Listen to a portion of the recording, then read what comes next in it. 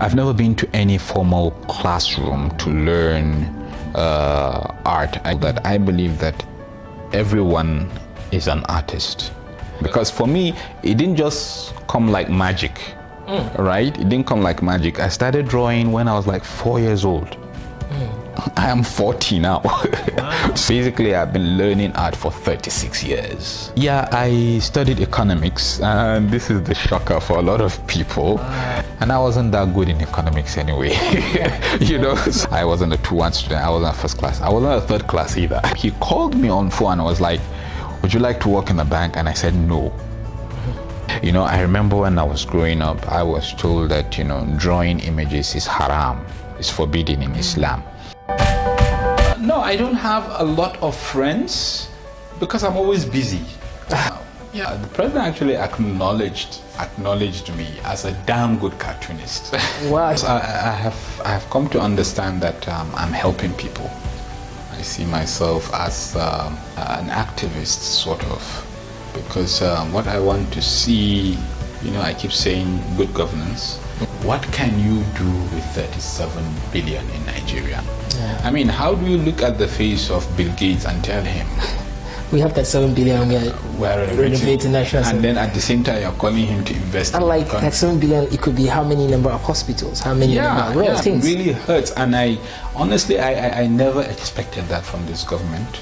We didn't expect to see things like this. You need to criticize them on that. Tell them people are not happy. Is the Senate, the National Assembly falling apart or something? And why don't you start thinking, or I don't know if you have ever started contemplating participating in politics, or you see yourself in the future contesting for an election or accepting a political appointment. But I want to start with how you think about you contesting an election. Then who will draw me? The fact that you are talking, it means you can do it better. It's not necessarily that way. I said that every politician is an activist until he gets to power. I would love a political appointment that goes hand in hand with what I do, right? Put people where they can actually perform, right? I studied economics. But I know I'm a better artist and a better creative person than an economist. Don't take me to the Ministry of Finance. I will be frustrated and I will not be able to deliver. Take me to somewhere, creativity, art and culture. Take me to education, orientation, stuff like that. Yeah. And the ideas will be flowing. Yeah. Nigeria as a country has done more for me than that ethnic group. And I'm glad to have with us today the famous political cartoonist and a political activist, I would say. Someone that I'm sure you long to see the face. You must have seen the pieces of the art and the work he has been doing. He's someone that was very successful in using pieces of art to illustrate thousands of words. And he has been very consistent, and I'm thrilled to have him with us today to learn from his life lessons and experience so that we can use it for our leadership and personal development references. Ladies and gentlemen, it's our honor to have with us today the famous political cartoonist in person of Mustapha Bulama. Thank you very much. Sir. It's a pleasure. And I would like to start by asking you this question. How did all this start? Okay, thank you, Mr. Ahmed. Hello, viewers. Well, for me, becoming an editorial cartoonist was a long journey, but it wasn't planned. It wasn't a planned journey. I started going into art, I guess, right from the age of maybe 4. It was just something we did with my siblings for fun. There was no any aim or objective. They were better than me. I was one of the youngest, I guess. You know, as time went by, almost all of them stopped drawing. You know, maybe they had other interests or they didn't have the passion to continue. but I was interested in it, and I just continued. I kept on working, and today I'm the artist of the house. I never had any form of maybe mentorship or role model to look up to. I've never been to any formal classroom to learn art. I try to find it hard to understand what we mean by a person being born with a talent. I guess it just depends on your circumstances, your environment, your experience. Sometimes I meet people that tell me, I used to draw when I was a kid, but I stopped. And when they do something, I'll look at them, I'll be like, yes, this person actually had something. But he left it along the way, and that was it. You understand? So consistency, practice, you keep honing your skills and so on. Interestingly, I have this argument that I tell people, that I believe that everyone is an artist. So I ask this: what is it in the drawings we do other than lines and curves? Yes, everything you draw, it's either you're drawing a line or you're drawing a curve. The same lines you use to write A's, B, C, they are lines. You use the same lines, the same curves to come up with images. So it's your ability to manipulate these lines to actually come up with some of these images. I have this thing about talent. When people talk about talent, it's all about practice. Yes, I see it as a practice. Unless if a person, say, maybe has some kind of deficiency. But I think a normal person is able to do all these things, and the more he works on them, he will be able to actually do something. Because for me, it didn't just come like magic, right? It didn't come like magic. I started drawing when I was like 4 years old. I am 40 now. So basically, I've been learning art for 36 years. Yeah, I studied economics, and this is the shocker for a lot of people. One of my favorite subjects was economics, and that was how I decided to study economics. Interestingly, it was a battle for me, because one, I never knew economics had so much mathematics in it, and I wasn't really good in maths right from secondary school. But even while I was in university, the passion was still in me. It was still burning. So I was still drawing while I was studying economics. Sometimes I just go out to the sculpture garden. There's a place they call a sculpture garden in Editorial, and I draw some of the sculptures there. After my secondary school, I think the first job I got a job offer from Daily Trust newspaper. At that time it was Weekly Trust. I was their first cartoonist. At that time I wasn't an editorial cartoonist, but a comic strip artist. I was there when they started the Daily Trust newspaper. That was in 2000. So if you check the Daily Trust newspapers of 2000, you actually see my comic strips there. Although they initially wanted me to become a political cartoonist at that time, but I was young, and I wasn't really into politicals happening and stuff like that. I could draw, but being a political cartoonist is more than just being able to draw. So we started with that, and then later I got admission into Editorial, where I studied economics. I only got admission when I was like 21. You understand? So here now, finishing, with the strike and all of that, before I was able to finish, I was like almost 27. You understand? So at the end of it, you finish the university and you go and serve, and then you are looking for a job, and they'll tell you should not be above 26. And you have to be a first class student or a 2-1. I wasn't a 2-1 student. I wasn't a first class. I wasn't a third class either. Oh, really? Yeah, I had 2-2. So I was in university. A major commission, I guess. That is work where I was paid. I got it from the MTN, and they wanted to make a comic book on HIV/AIDS for their staff. It was a kind of an awareness campaign thing. So through a friend, I got the job and I did the comic book, and so that was how I just kept on going. I just started having that feeling that, hey, this is actually something I could do. Remember, I had that offer before going to the university with the Editorials, and then even here I'm still getting this and all of that. And I wasn't that good in economics anyway, you know. Yeah, but after university, I actually got a job offer from someone I knew at that time. He called me on phone and was like, would you like to work in the bank? And I said no. You know, I said no, and after the phone call, I was like, did I just say no to a job offer? Yeah, but because at that time, I had already started doing this art thing. And that's why your passion. Yeah, my passion is there, and fortunately for me, I was actually getting commissions. Yes, exceptionally good with the art. Yeah. So you didn't allow the grades to define you.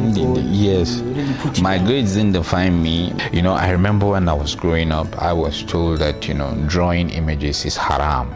Is forbidden in Islam, and at a point in time I actually stopped drawing. But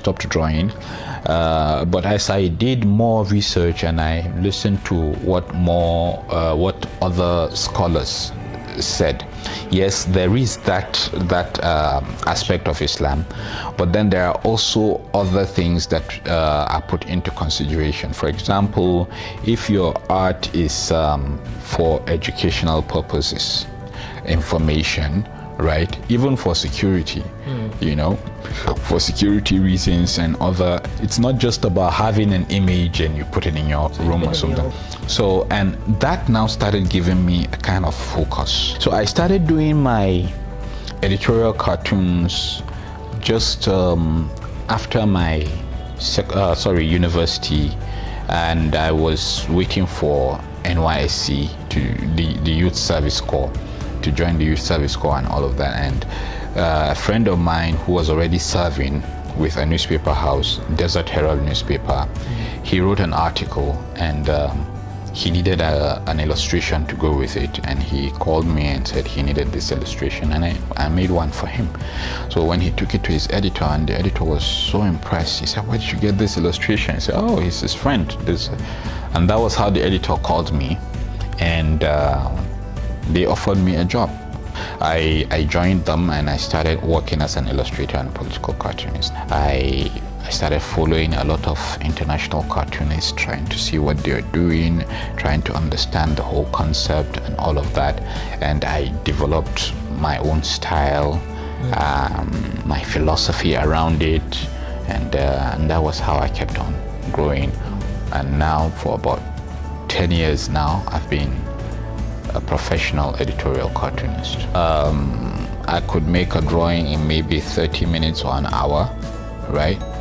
But the difficult part of it is knowing what to draw, deciding on what to draw, right? As an editorial cartoonist, what I do is I follow the news all the time. Basically, editorial cartoons are opinions expressed in art form.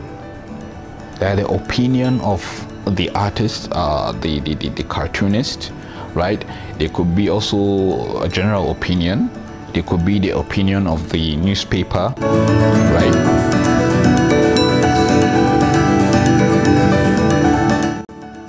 Welcome to part 2 of our interview with Mustapha Bulama, the political cartoonist and a political activist. These cartoons, and what do you want to achieve? Why are you doing this? Yes, you see, well, generally, of course, it's about accountability, it's about good governance. There is always an objective behind it, and the objective is to actually call the attention of the people in power to something that, you know, troubles people. So overall, it's about good governance.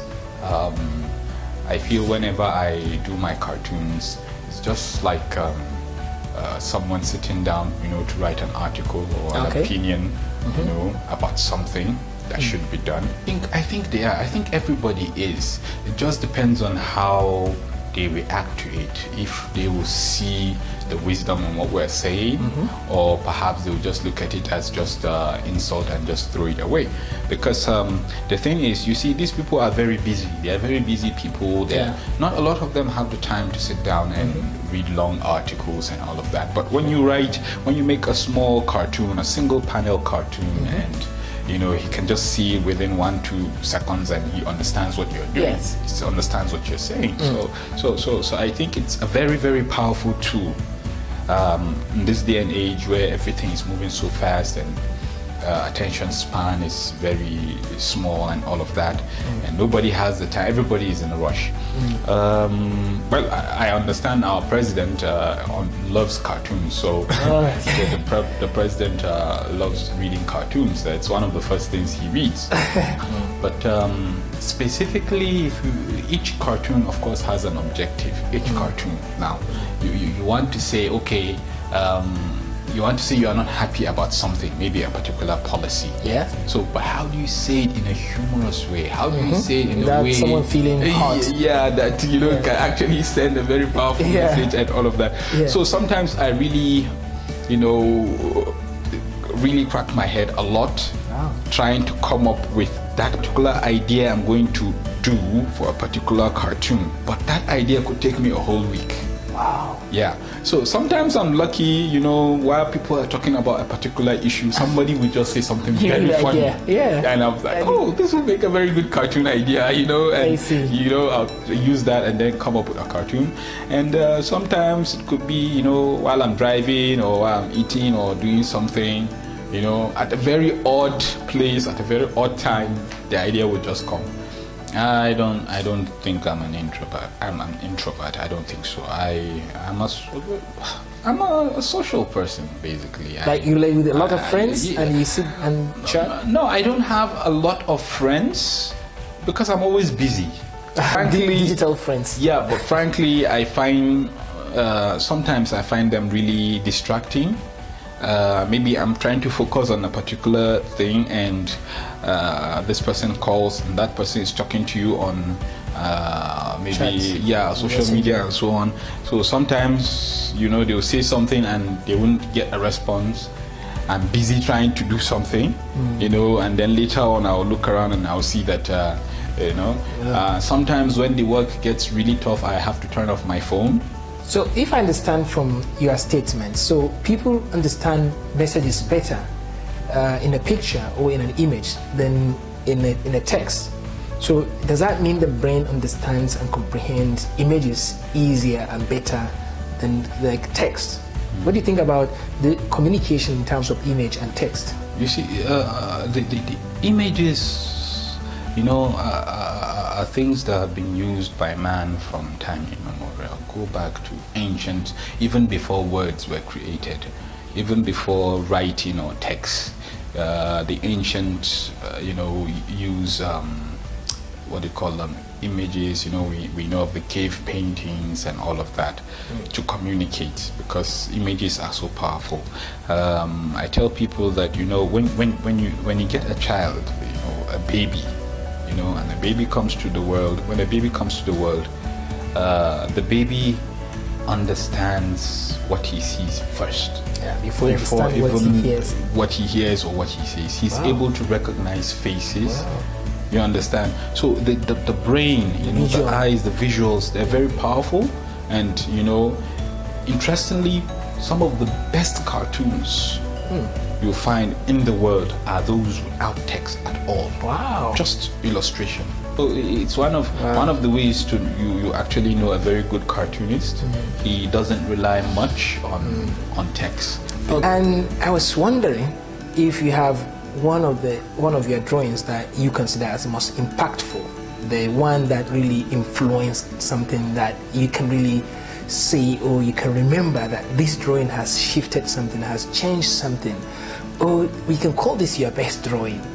Which one you think? I've seen there is someone you did. I saw you've drawn Bill Gates thinking and maybe saying that what he could have done with that 7 billion naira, and he was thinking about building hospitals, road, and other things you mentioned there, and suddenly you have the president on the other side thinking about renovating the National Assembly. I'm not saying this particular drawing, but it's past message to me. It's to everyone. Yeah. It's some recent one, but generally, which one is the most impactful to you?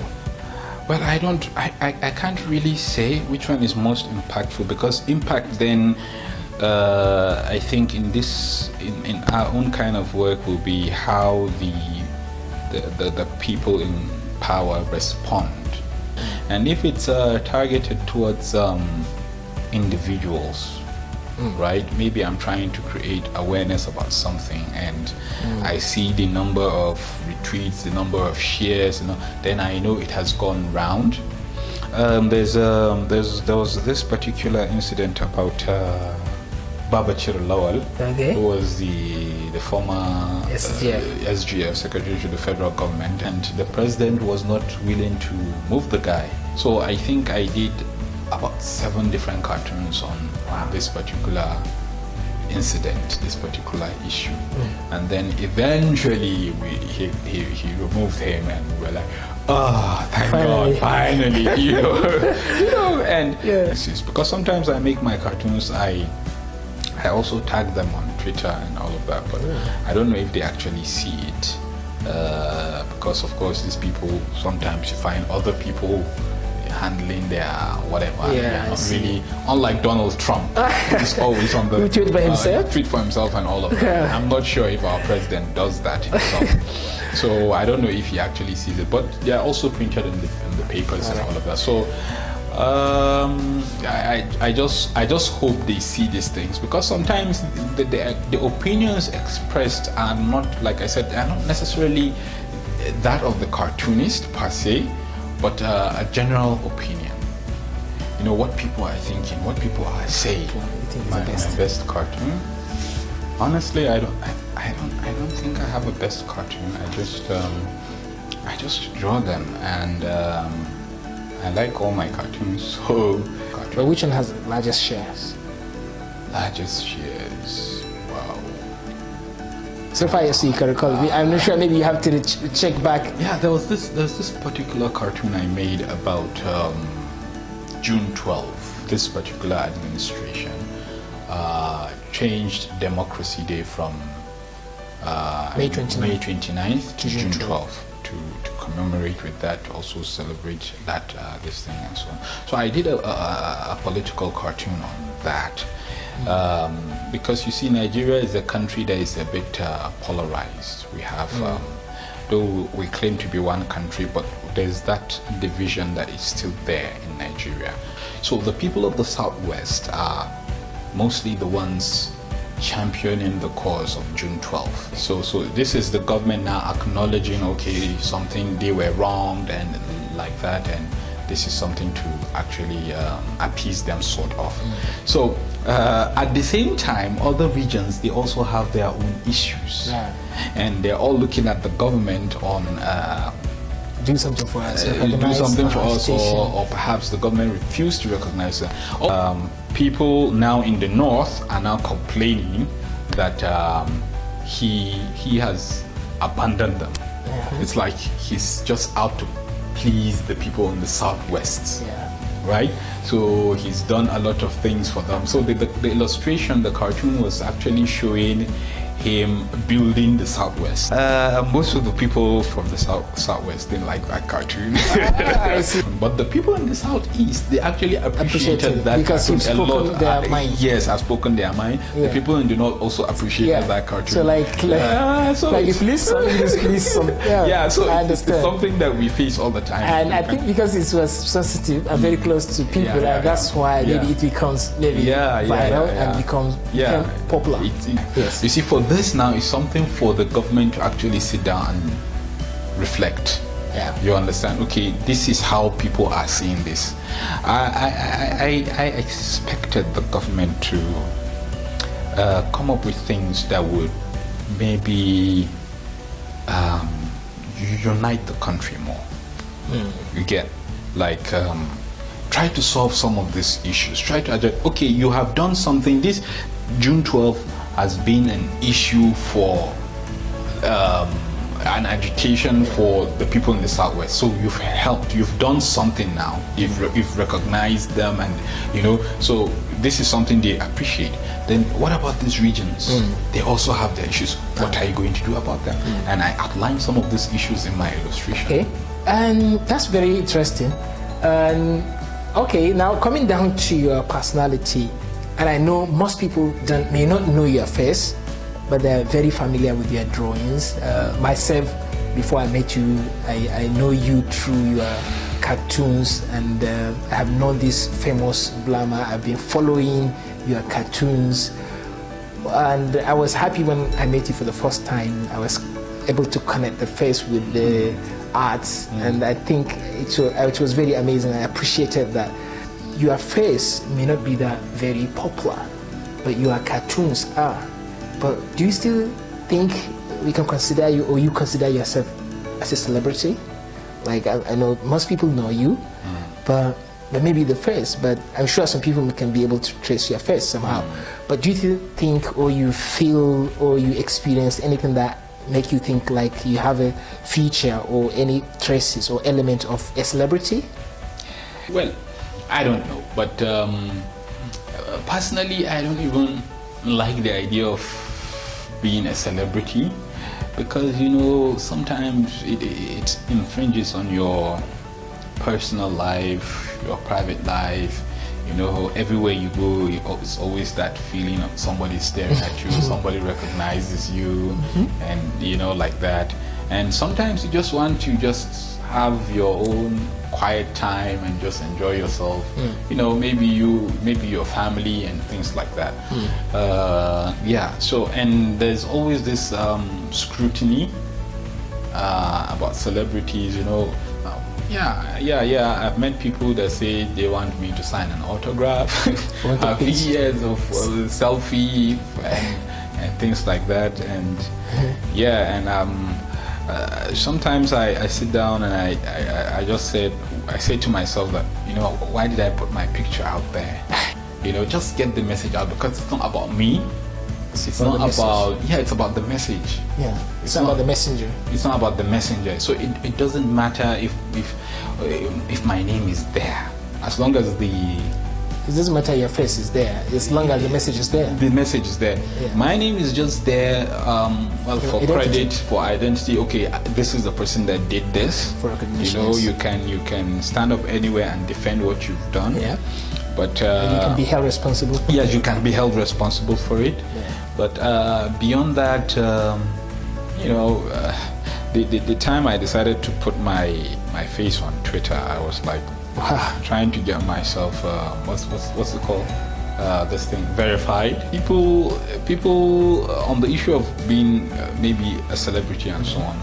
People meet me and they go like Bulama, and you know, even today someone did the same thing to me at the train station. You know, some will come and say, that's Bulama. We shake hands and you know, we take photograph. And I made it a point for myself that okay, whoever comes to me and he tells me he's following me on Twitter, I'll say, okay, give me your handle, I'll follow you back, because you are now a real person that I have seen. I now know you. I'm just saying that if I can follow a person I don't even know, what more of a person that I've actually met in real life, right?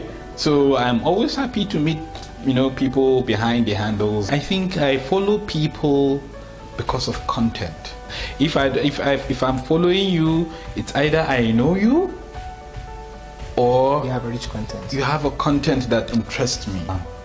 I follow intellectuals, people who reason, people who say really smart stuff, people who are not bigots or extremists or whatever they do. Do you follow Donald Trump? I think I follow Donald Trump. Well, what do you consider him? Is he a Bible? Do I follow Donald Trump? I'm not sure, but I see his tweets a lot, so I don't know. I think he's a president, so even if you don't follow, some people will share. Oh, like yeah. I don't know. I know I follow the FBI. FBI, the American FBI. Yes, I follow the FBI. I follow President Buhari. I follow the Senate President. I follow the speaker, I think.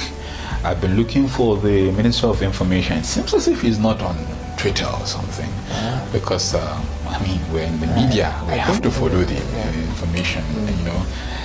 Minister of Education, I'm very passionate about education, so I follow things that have to do with education. I follow the governor of Kaduna State, I follow, yeah, so anyone who is really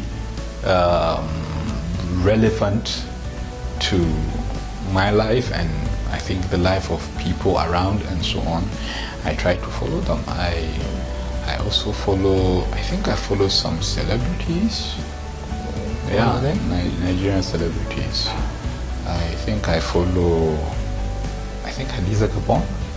The acknowledgement I got, I guess, is from the media, what do you call them, the media environment, sort of. We have different awards for journalism and all of that. So that kind of acknowledgement. And I've also got acknowledgement from other people, not policymakers or government.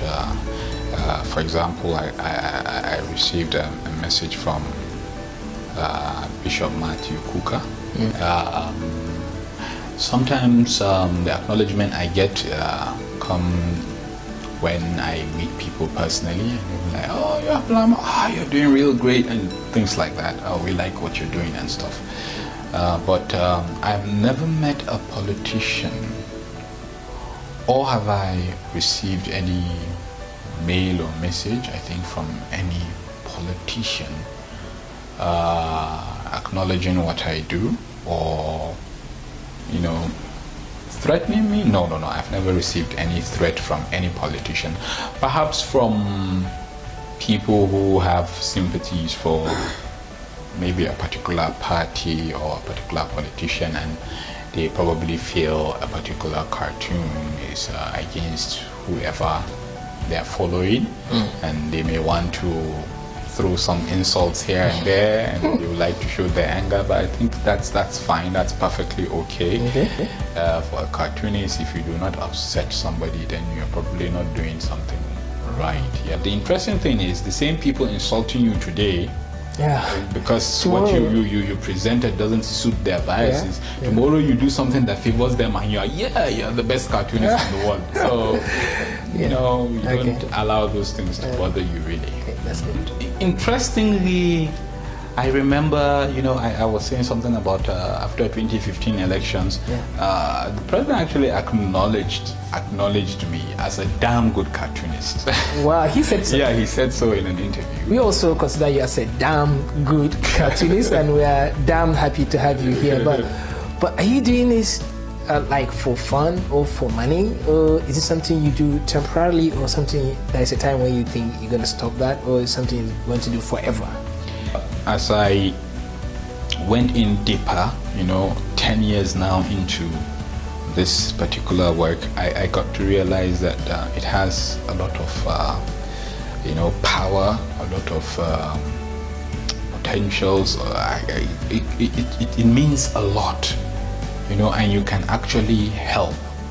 So it's beyond just a job, it's beyond just maybe something for money or for fun. It's a serious matter.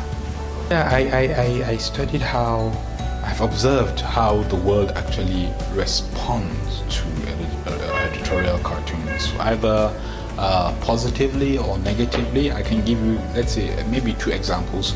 If you look at the case of Charlie Hebdo in France, it's a publication, and they made fun of the Prophet of Islam. They made caricatures, you know, of Prophet Muhammad sallallahu alaihi wasallam, and that brought a lot of anger and tension in the world. Another very powerful cartoon. So there was this particular image of a child that was that drowned. Yeah, just drawn and brought to the shows. Brought to the shows, and that image was so powerful. It was so powerful. It changed a lot of things. Well, nobody lives forever, but forever as long as you live. For as long as I can, Not for as long as I live, for as long as I can, because you can actually leave, but you retire. As long as you have the strength. Yeah. As long as I have the strength, as long as because I have come to understand that I'm helping people. I see. I am speaking for people, and and that's the goal, really. The goal is to inform, to educate people, to you understand. Right. So I think that's a good thing, and I would like to do more of it. Perhaps, who knows? Maybe in the future I may animate my editorial cartoons. Make who knows? Yeah. Also, so this brings me down to this particular question of, while doing all this thing, what is your main career? What do you do for a living, and what do you want to see in the world? If you have one vision, what do you want to achieve or want to change in the world?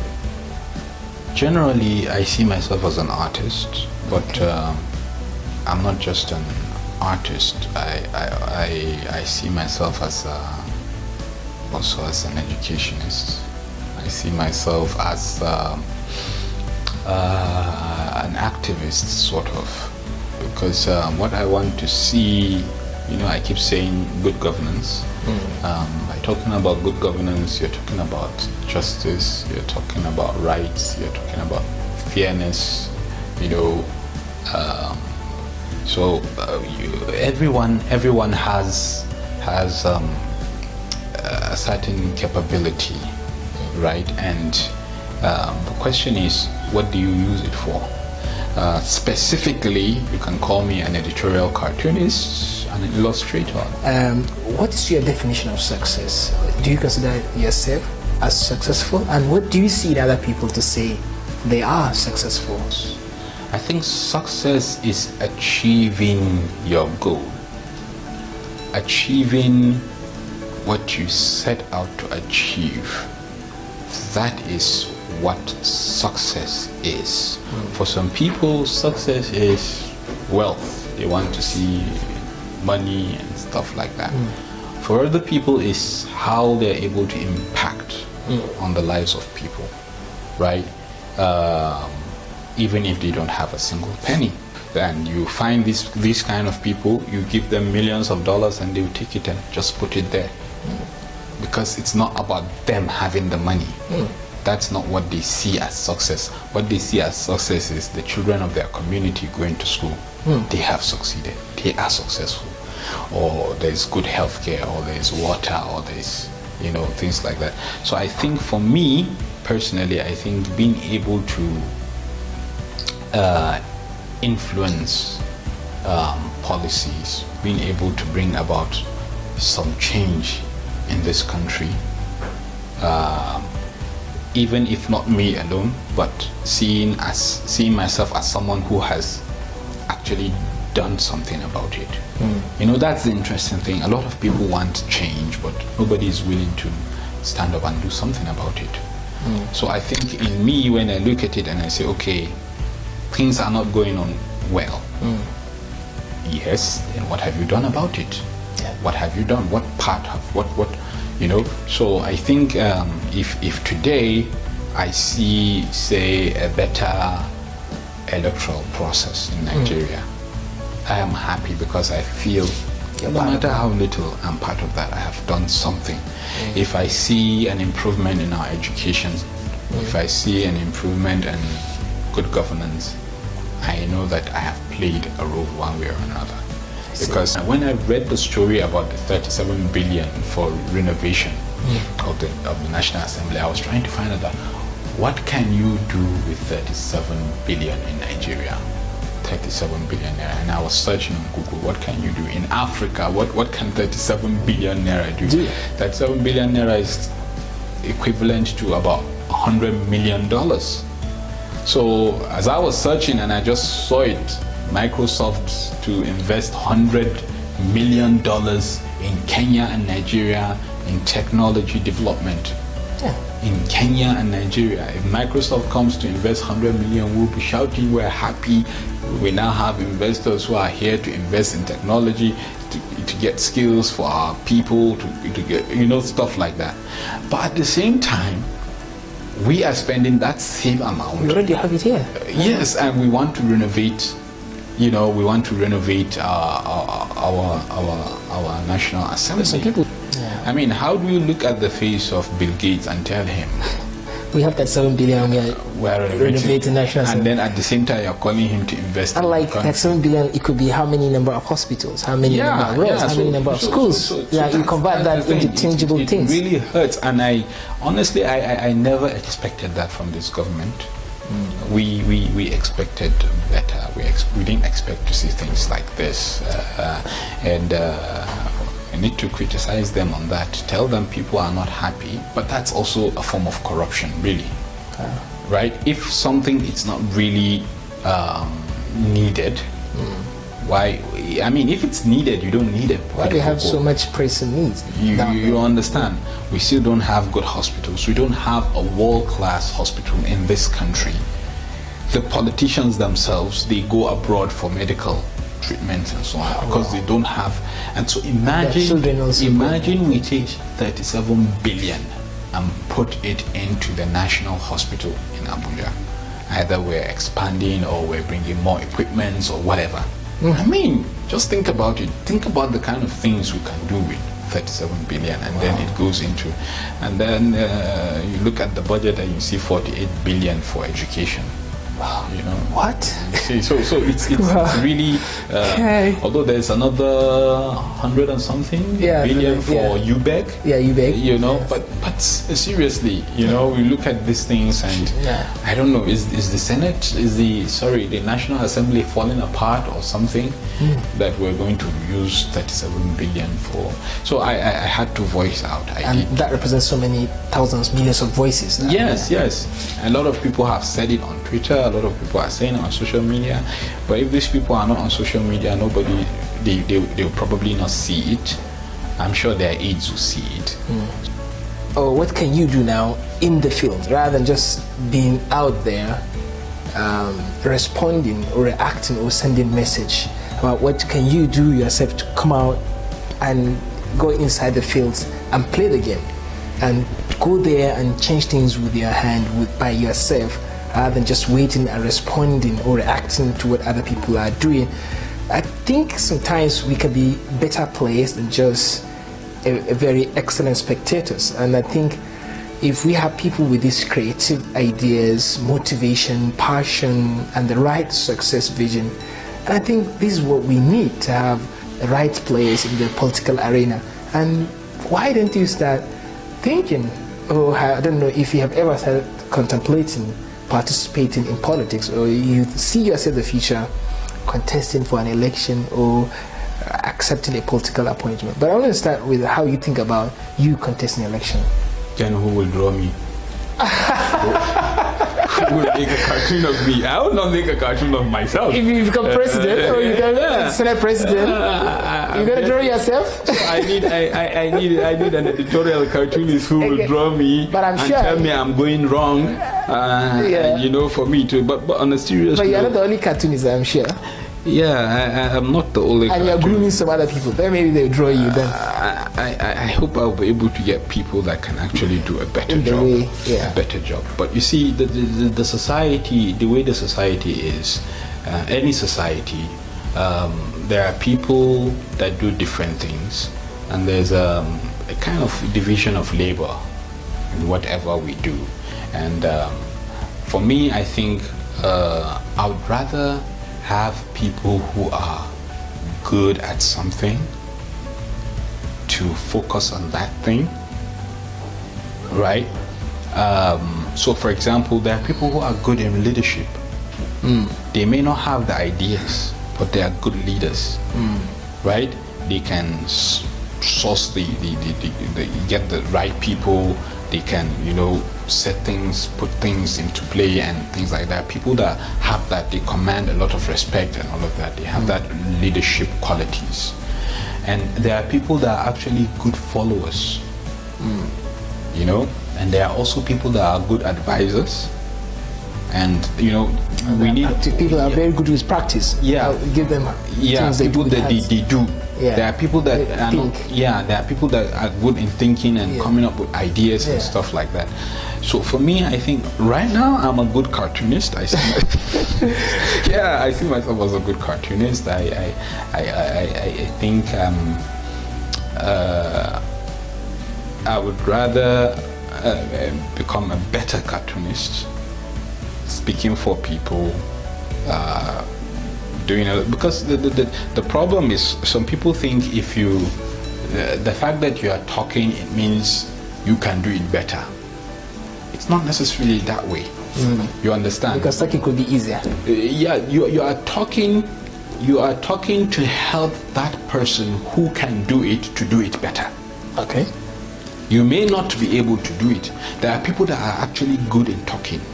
Okay. But they are not really physically. And if you put them there, they may not do it the same way they will have wished. They want to do it. To do it. So it's one thing to talk, it's another thing to actually do the work, right? But these people that have presented themselves as, okay, I am capable, I can do it, right?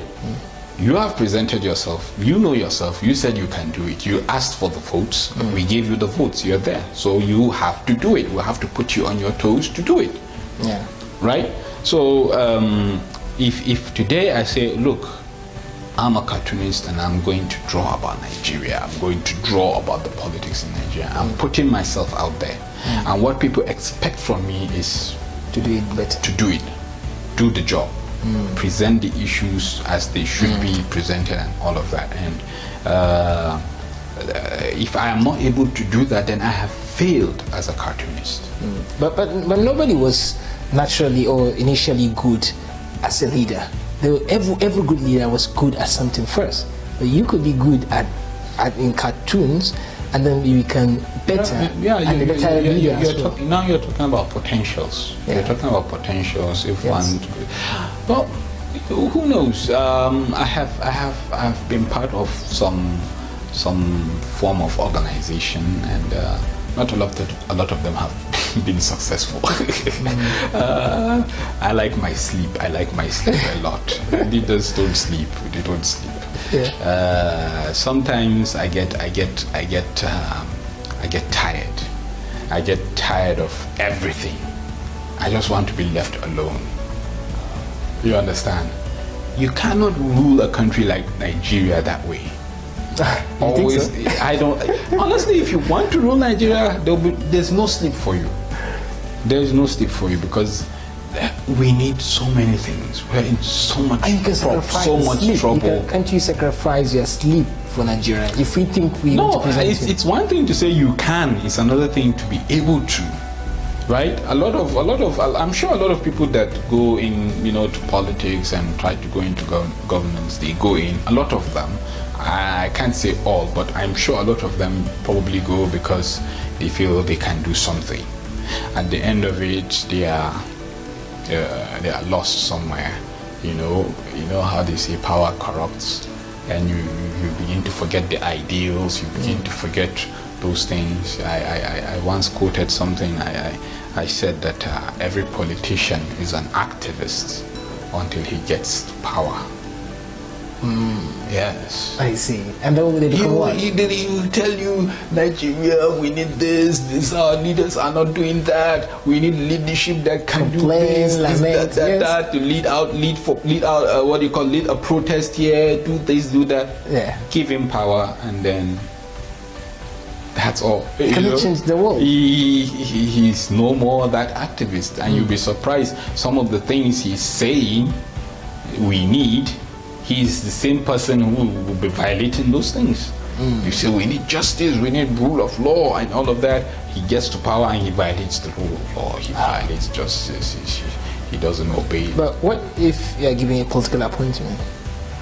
I think if I would love a political appointment that goes hand in hand with what I do, the kind of person I am. I'm a creative person. I have creative ideas. Like which ministry is that? Well, if you have to create one, or if we're looking at information, if we're looking at education, right? national orientation agency, stuff like that. I think they need a lot of creative people there. They are not really exploring. They are not utilizing those agencies as they should. The ministries and the agencies and all of that. National Orientation Agency. Look, this is a country that people still do not believe in. We are Nigerians, but we don't believe in our country. We are ready to insult our country. We are ready to make fun of our country. We are ready to look down on our country. We showcase other people's country, showing they are better, right?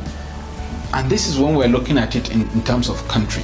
And then coming down again, you find that people are more interested in their ethnicity than they are in Nigeria as a country. I once asked this question on social media: what has your ethnicity done for you? Right? What has it done for you, really? Okay, let's say I am Bura from Borno State and Northeast Nigeria, and that's something I hold on to, and I'll fight anybody. What has that ever done for me? And that's nothing without the country. You understand? Yeah. Nigeria as a country has done more for me than that ethnic group. That ethnic group is just an identity. It's just something I was born into. Yeah. It's just something I was born into, right? But you can't say, no matter how poor it is, Nigeria has not secured or provided some form of security for you. A lot of our soldiers are dying fighting Boko Haram. Imagine we take those soldiers out, they don't exist. Imagine, we'll probably not be sitting here doing this interview. Yeah. Right? Yeah. So you can't say the country has not done anything for you. Yeah. What we are saying is, we want the country to do more. The country is capable. We can actually get more. We can do more. Well, we are said do something for the country, rather than waiting for what the country can do for us. The country is not an individual. It's not a person. It's us. It's us.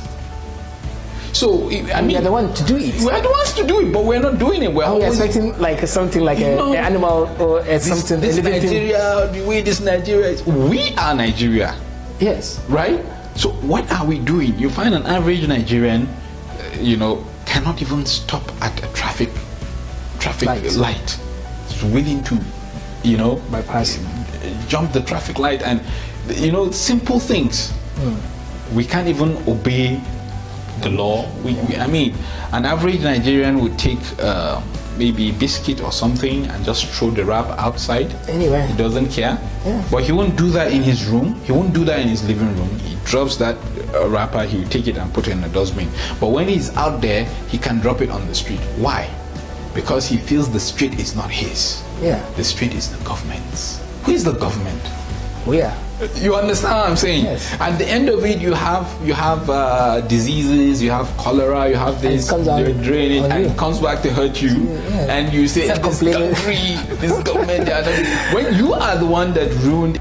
Yeah, on the issue of political appointment, I think it's something I could do if it has something to do with my own passion. Yeah, because what's the point of taking or going to an office where you cannot do much, perform?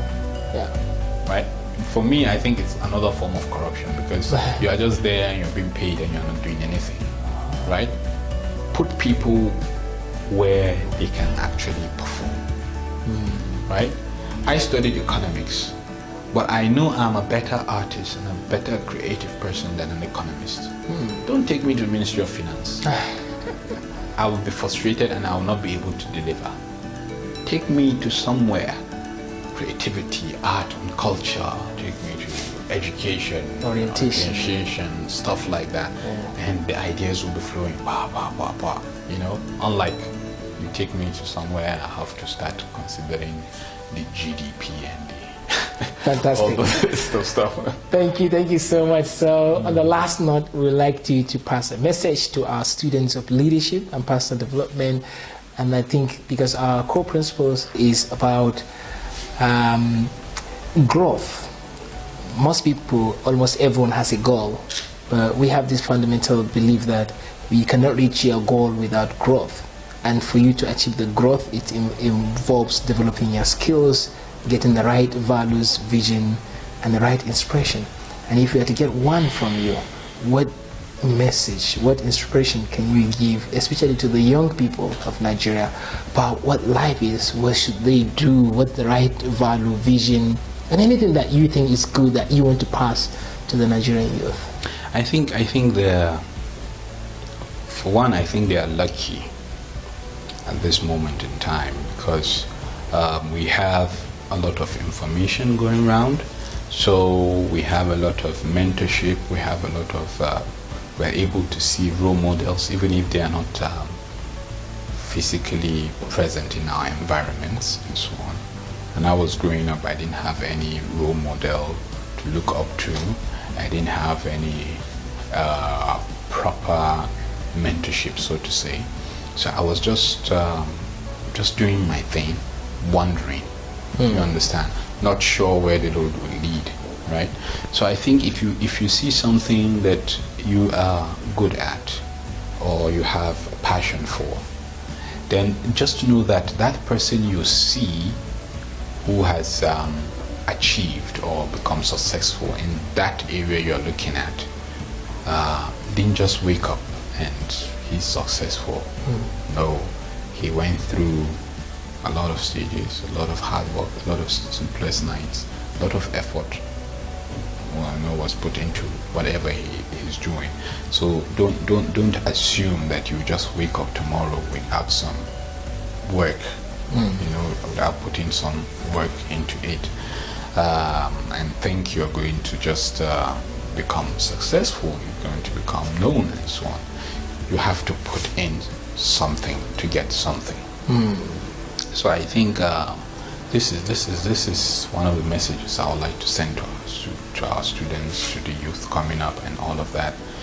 Whatever you're doing, as long as you have passion in it, you like what you're doing, you feel you can make an impact or whatever, then just keep doing. Keep trying to develop yourself, trying to do things better, trying to get better, ways of achieving your goal and all of that. I know I didn't start drawing on a digital computer. I know it started, like most artists, on paper, using crayons and then color pencils and then watercolor and then poster color, and things kept growing like that. I eventually got to understand I could actually take my artwork from the usual paper and then into the computer, and I tried to transition into that. I remember the first computer I bought, I got a job. Someone commissioned me to do something, and I think we were supposed to do like a series, and I asked the person to pay me in advance, and then I went and bought a second-hand computer for myself.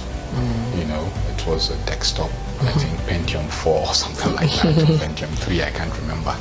And that's how I started, and I got that computer and I was doing it. I remember even before that time, I was also interested in videography. Yeah, so I was going to weddings. I was actually covering weddings. And I was covering weddings using a digital camera. A small digital camera, Sony digital camera. That was what I was using. I had a laptop which I borrowed from my sister.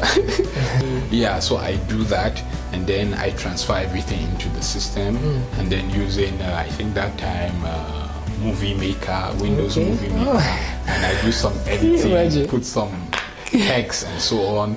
I got a microphone, a desktop microphone. I connect to the computer and I do a voiceover, and I make it like some kind of a documentary or something. So it's a wedding, but you hear this voiceover, saying, okay, this is the bride and the groom, this is that, this is the father of the bride. So you're not just watching. There's narration. There's narration, right? Telling you what is happening and stuff. So that now made my work unique, more enjoyable, unlike other wedding and so on. So that was something I could have actually continued, but the artwork took over. So, and I couldn't handle that, so I just had to leave it. But I'm just trying to show you the transition. From that, I was doing that, I started that. I did some work, got some money, I bought my own digital camera. Okay. And then I bought my laptop. Okay. That was how I just kept on going. You understand? I was putting more into it, trying to get more software, trying to learn. You know, while I started with Movie Maker, and then I was going into Adobe Premiere Pro and stuff like that. So it's a gradual process. I know if I had continued with videography, I would have been something else now, right? But I chose the art part and I continued with it. So the message is concentrate on one thing and become consistent. Yeah, I think consistency has its advantage. You become really good at what you're doing, right? Rather than dabbling into different things. As an artist, for example, art is very broad. I could be an animator, I could be a painter, you know, I could be what do you call a storyboard artist, I could be an illustrator, I could be a lot of things, right? Character designer, comic book artist, and a lot of things. But now I'm mainly focused on editorial cartoons and illustrations, and that has helped me to become really good at what I'm doing. So I buy materials or books or whatever relating to this particular area, try to develop myself, try to become better at what I'm doing. So two things, you have to put some work into it. It just doesn't happen like that. And then also that consistency. You get there. All right, thank you so much, Mustapha Bulama, for your time and for your inspiration. We've learned so much from you. Thank you so much for coming and talking to us here. Ladies and gentlemen, and this is what we can take from this interview with Mustapha Bulama, and we are grateful to Mustapha Bulama for making it up here, and we look forward to having more of this conversation to inspire you to share more of the experiences and lessons in life from successful people like Mustapha Bulama, and this will serve as lessons, as reference for leadership and personal development purposes. And I hope you follow us for the next interview. Thank you so much.